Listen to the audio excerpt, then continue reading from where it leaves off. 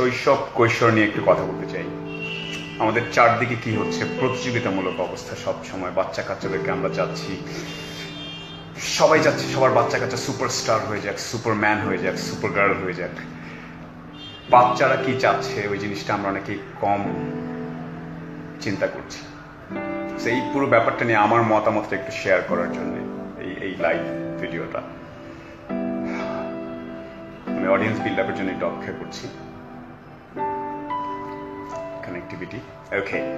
So যেটা বলছিলাম যে হ্যালো, সো আমি যেটা বলছিলাম যে বাচ্চা কাচ্চাদেরকে আমরা আজকাল আমি দেখতে পাচ্ছি যে অনেক ইয়াং ছেলে মেয়ে আত্মহত্যা করে ফেলছে।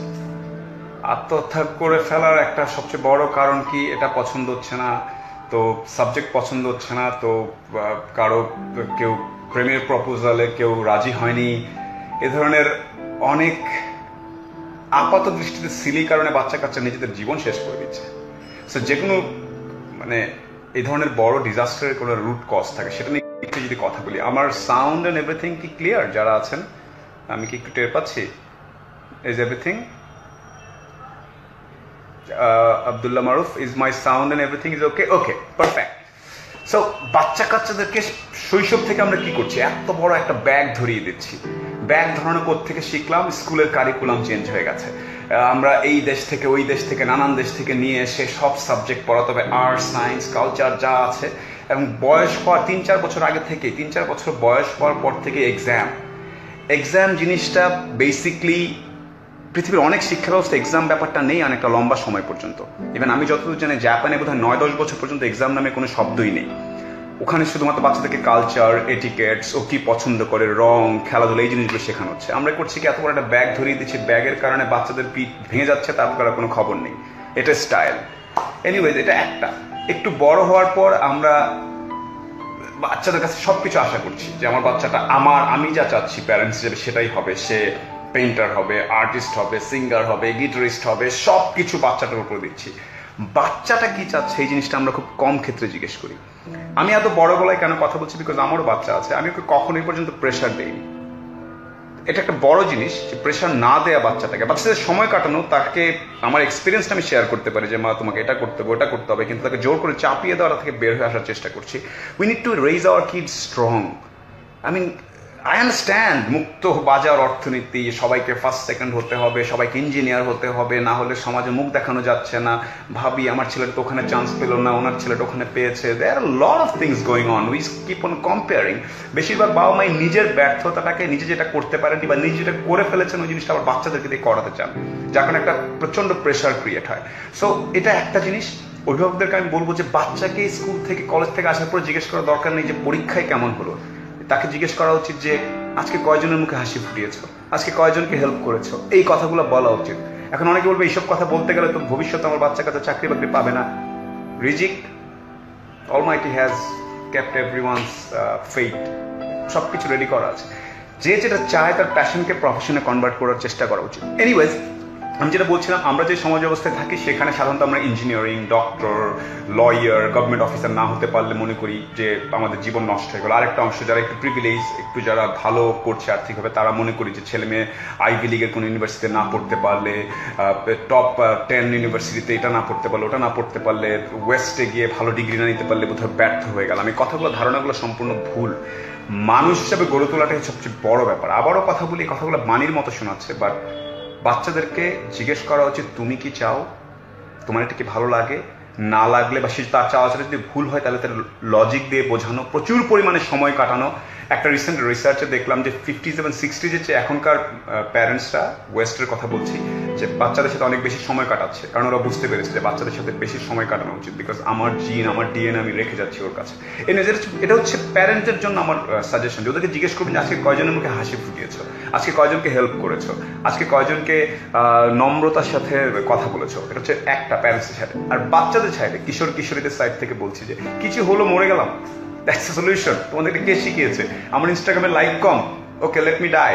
আমার আমার স্ন্যাপে আমাকে ই করছে না, লোকজন ফলো করছে না, ওকে মরে যাই। Come on, it's a bigger world. তোমার ইমোশনাল প্রবলেমস, ফ্যামিলি প্রবলেমস, তোমার পড়াশোনার প্রবলেমের বাইরে অনেক অনেক বড় একটা দুনিয়া আছে। পৃথিবীতে অনেক এক্সাম্পল দেখবে যে প্রথম জীবনের ইভেন প্রথম 25-30-40 বছর তাকে কেউ পাত্তা দেয়নি, গণেনি, শেষের কয়েক বছরে গিয়ে পৃথিবী বদলে দিয়েছে। So that's how we all should, you should love your life, this is the most precious thing. তোমাকে কেউ পছন্দ করেনি, তুমি তোমাকে রিফিউজ করেছে, তোমার পড়াশোনা হয়নি, তোমার আব্বু আম্মু জোর করে তোমাকে আরেকটা সাবজেক্ট পড়িয়েছে, তার মানে যে তুমি একদম নিজেকে শেষ করে দেবে, এই ধারণাটা প্রচন্ড মাত্রায় একটা রং ধারণা। এটা থেকে বেরিয়ে আসতে হবে। বাচ্চাদের যাদেরকে বলছি, be strong, become strong. I mean, and আমি তাদেরকে খুব মজার কিছু স্ট্যাটিস্টিক্স দিই। ফর্মুলা 1-এর অনেকবারের চ্যাম্পিয়ন মাইকেল শুমাকার, এত বছর ধরে এত 300 কিলোমিটার বেগে গাড়ি চালিয়ে চালিয়ে এত চ্যাম্পিয়নশিপ হলো, শেষে গিয়ে কি স্কি করতে গিয়ে পাথরের সাথে বাড়ি খেয়ে গত কয়েক বছর ধরে কোমাতে আছে।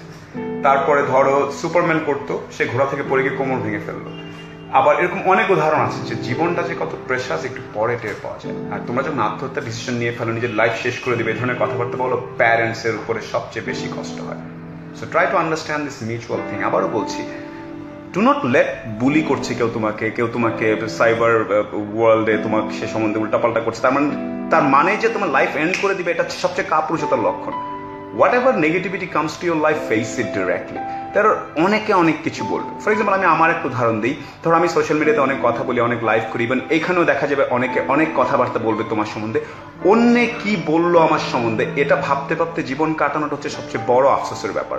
কিছুদিন আগে লন্ডনের একটা হাসপাতালে যারা একদম মৃতপ্রায়, যারা মরে যাবে, এই ধরনের টার্মিনাল কেসেস, ওদেরকে যারা নার্সিং দেয়, সেই নার্সদেরকে জিজ্ঞেস করা হয়েছিল মানুষজন মরে যাওয়ার সময় বা আগে কি নিয়ে আফসোস করে। ওরা কয়েকটা কথা বলেছে যে মানুষজন সবচেয়ে বড় আফসোস করে যে পরিবারের সাথে আমি অনেক সময় কম কাটালাম অন্যান্য কাজ করতে গিয়ে, একটা। দুইটা বলে যে অন্যে কি ভাববে সেজন্য নিজের জীবনটা নিজের মতো করে কাটায়নি, সেটা 2। আর 3 নম্বর হচ্ছে আমার মন যা চাচ্ছিল এই জিনিসটা না করা, পারিপার্শ্বিকতার চাপে। সো আবারও বলছি, তুমি ইয়াং, তোমার কাছে এখন এই জুতাটা কুল, ওইটা কুল, ওভাবে হেয়ার কাট, ও মাই গড, ইয়ো হোয়াটসঅ্যাপ, সব করতে করতে গিয়ে না হচ্ছে না, আত্মহত্যা করে ফেললাম। ওর বাবার গাড়ি আছে, ও সুন্দর গাড়ি চালায়, আমি তোর গাড়ি নাই, কি করব, আমি তো এরকম। লিসেন আপ, তোমাদের এই সময়টা অনেক, আই নো হরমোনস, অ্যাডমিন রাশ, বড় হচ্ছ, সবকিছু পেতে চাও। সবকিছু না পেলে সমস্যা নেই, 0 থেকে প্রতিবার শুরু করবে। 0 হচ্ছে সবচেয়ে সুন্দর একটা সংখ্যা, তার সাথে কিছু একটা বসাতে পারলে অনেক বড় হয়ে যায়, বা কোনো একটা সংখ্যার পাশে 0 বসালে সেটা বড় হয়ে যায়। 0 থেকে বারবার শুরু করবে। আত্মহত্যা, নিজেকে শেষ করে ফেলা, নিজেকে কেটে ফেলা, এগুলো কোনো সলিউশন না। লাইভে এসে আমি মরে গেলাম, এটার মধ্যে কোনো কুলনেস নেই। Don't go after coolness. প্যারেন্টসের কথা চিন্তা করবে, তোমার আশেপাশে যারা আছে তাদের কথা চিন্তা করবে। আর শিক্ষকদেরকে, শিক্ষিকাদেরকে, অভিভাবকদেরকে আমি বলছি যে সবাইকে সুপারস্টার হতে হবে, জিপিএ 5 পেতে হবে, ইত্যাদি ইত্যাদি। এই ধারণা থেকে বের হয়ে আসতে হবে। এটা আমাদের হঠাৎ করে শেখানো হয়ে গেছে, কিছুটা বাণিজ্যিকরণ করা হয়ে গেছে, দরকার নেই। আমি এখানে লাইভে বলে যাচ্ছি, আমার বাচ্চা যদি কখনো ফেইলও করে আসতে থাকে continuously, I never even raised my voice. মনের মাধুরী মিশিয়ে যেটা ভালো লাগবে আমরা গাইড করতে পারি, প্যারেন্টস হিসাবে জোর করতে পারি না, আমরা জাস্ট গাইড করবো। মা, হ্যাঁ আমার মনে হয় তুমি ব্যবসা প্রশাসন পড়লে ভালো করবে, এটা আছে, আইন পড়লে এটা করবে, তুমি রোবোটিক্স পড়লে এটা করতে পারো, তুমি যদি আর্টস অ্যান্ড কালচার পড়ো এটা করতে পারো। আমাদের দেশে এমন একটা জিনিস হয়ে গেছে যে আমরা সবাই খুব বেশি দ্রুত সবকিছু চাচ্ছি। বাচ্চাদের উপর এই চাপটা দেওয়া বন্ধ করতে হবে। যার বাচ্চার ব্যাগ যত পাতলা হবে সে তত স্মার্ট, কারণ তার ব্যাগ লাগে না, তার মাথায় সব থাকে। So that's how we should raise our kids strong. চারদিকে সবাই বলছে, বাইরের সিরিয়ালে দেখছি, হলিউডে তো এটা দেখছি, সরি, ইউ ডিসাইড। নট এই 1-2 বছরের ট্রেন্ড দেখে না, কয়েক হাজার বছর ইতিহাস পড়ে আস্তে আস্তে করে বুঝতে হবে যে কি করতে হবে, কি করা যাবে না। So raise your kids strong and you guys become strong. শৈশব কৈশোর হয়ে যাওয়া যাবে না। সবচেয়ে সুন্দর সময় 17 থেকে 21, এই বছরটাকে অনেকে মনে করে যে আমাদের সময়। এই সময়গুলোকে এনজয় করতে হবে। তার মানে ইউ হ্যাভ টু, যারা কিশোর কিশোরী আছো, এই সময় দেখা যাবে যে প্রেম, ভালোবাসা, sex, drugs, so many things তোমাদের মাথায় আসবে। Wait, everything has a time and space. Wait for it, let life come to you, don't end it. Thank you so very much. আর অযথা কুল হতে যাওয়ার চেষ্টা করার দরকার নেই। Be right, be correct. You don't have to be cool, you have to be correct. Thank you so very much. Raise them strong.